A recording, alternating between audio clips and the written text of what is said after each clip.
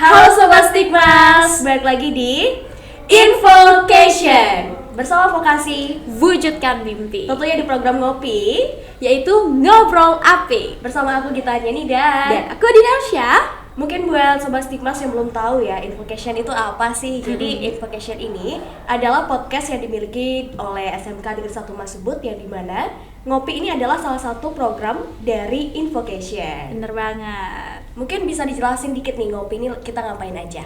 Jadi program Ngopi ini tuh ibaratkan sebagai medianya nih para remaja untuk mengekspresikan diri mereka, perasaan-perasaan mereka, beserta pandangan mereka.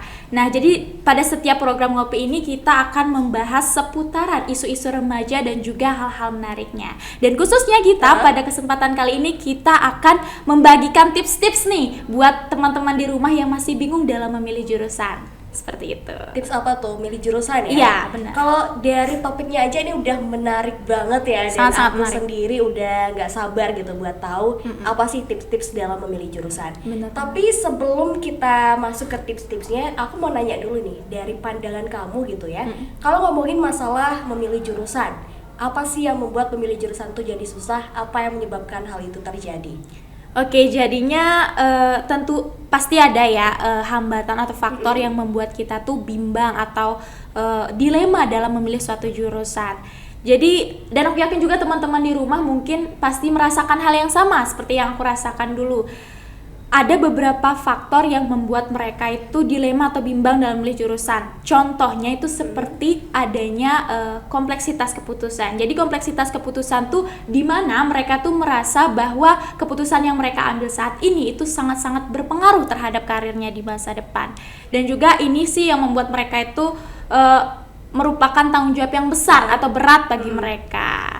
Tapi aku setuju banget sih, karena memang ya memilih jurusan itu adalah salah satu keputusan yang susah untuk dibuat. Benar banget. Bahkan nih lebih susah daripada memutusin mau makan apa. Kayak- Karena kan biasa cewek-cewek gitu ya, Iya, kalau ditanya bilangnya mau makan terserah. apa, cewek pasti terserah. Benar. Dan aku adalah salah satunya. Iya, aku juga.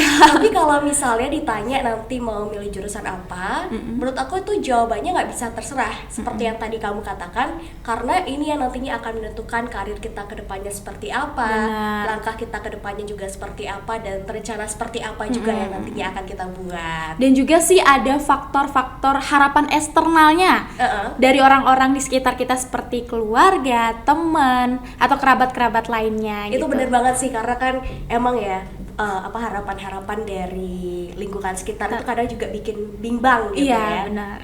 Jadi menurut Gita sendiri ada nggak sih hambatan atau faktor yang mungkin pernah Gita alami dalam memilih suatu jurusan?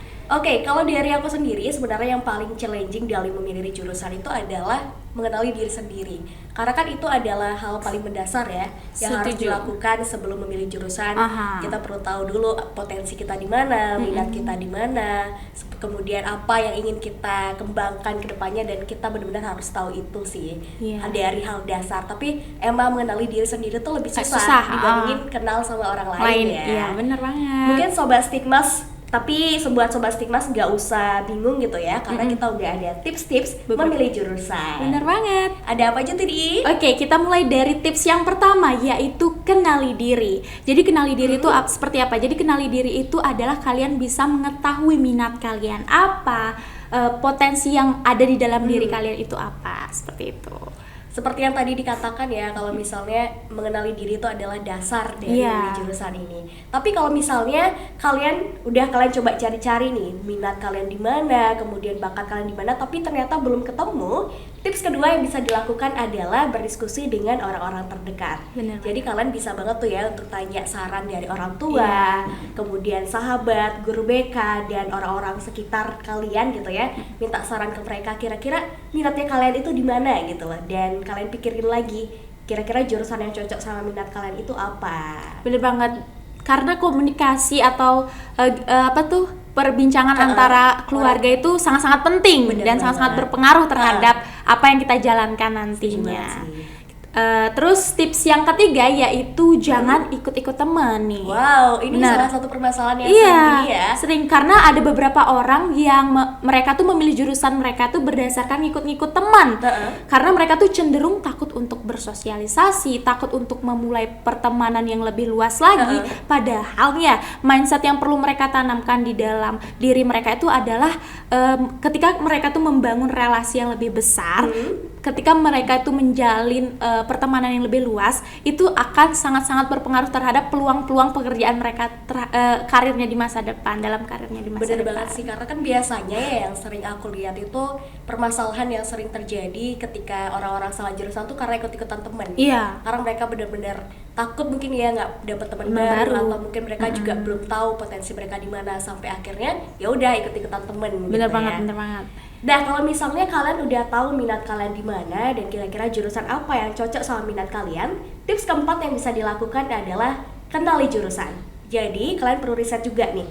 Di jurusan kalian tuh kira-kira ngapain aja sih, kemudian kebutuhan atau kalian seperti apa yang harus Lingkungannya dimiliki oleh jurusan tersebut. Dan kalau misalkan udah tahu, kalian perlu cari juga, khususnya untuk sekolah vokasi ya. Kalau sekolah vokasi biasanya dia menyediakan jurusan yang berbeda, yang banyak banget ya.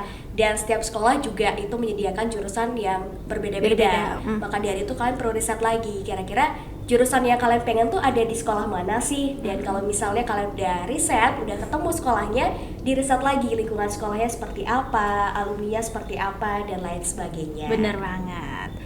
Kita lanjut ke tips yang terakhir nih kita, adalah mantapkan diri. Jadi ketika kalian sudah mengetahui minat kalian apa, potensi yang ada di dalam diri kalian apa, sudah mendiskusikan pada keluarga, terus sudah riset juga tentang sekolah tersebut, ya udah mantapkan diri kalian, jangan lagi goyah, karena semakin banyak saran yang kita tampung, semakin banyak informasi yang kita dapatkan dari opini-opini orang yang berbeda-beda, itu hanya akan menggoyahkan pendirian kita, seperti itu sih.